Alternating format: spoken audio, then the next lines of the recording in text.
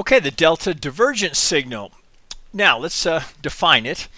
This is what you're trying to look for is pivots, right? So this is a trend reversal signal. Now our suggestion is to look for these when they occur at or near swing highs or lows.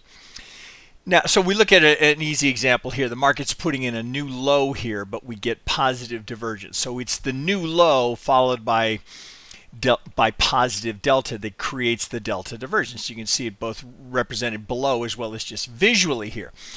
Now, we do give you, by request, as we've had enough people ask for this, we give you some choices in terms of how you want to represent and where you want to represent that divergence. So let me show you over here within the indicator.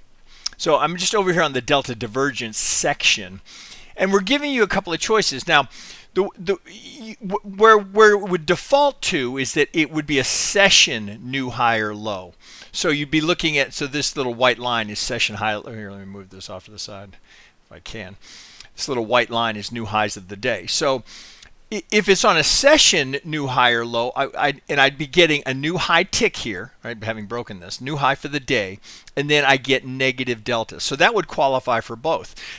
Now, additionally, I can do a candle new high or low, which, of course, as you can see here, means you're going to get far more signals. And we would suggest to you, while some are going to be good, these would be less reliable because they're just in the middle of it. You're going to have so many, right? They're just right. It's an option, right? So it's something to look for. Now, keep in mind, regardless of how you set it, it's always going to show to you on the chart. So, if, for example, you wanted it to stay on candle divergence rather than new high low, well, okay, when you make the new high low, you're going to see it. It's just a question is, do you want all of these to be notated, right? Again, it's just personal choice, or it's whatever your preference is.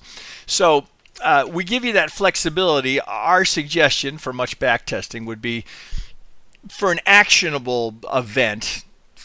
Again, to use your discretion, actionable event, be looking for these at new highs or lows on the day, or a major swing high or low. Right, so I mean, and here's an example where I am not getting a new high here, but I have candle divergence. Right, so we're going from positive, negative, inside bar. Then there's the dot that in our case, with my coloring, right, you can set it to whatever you like. For a negative delta divergence, I have this bright maroon color here, but you see I've got 1, 2, 3, 4, 5 of them here. Market keeps going, and then I've got blue underneath. Here's delta divergence. Pardon me, delta divergence. Delta divergence, right? So you're going to have a whole lot of signals that may or may not fit what your purposes are, but we're just so you know you've got those choices, right? Delta divergence.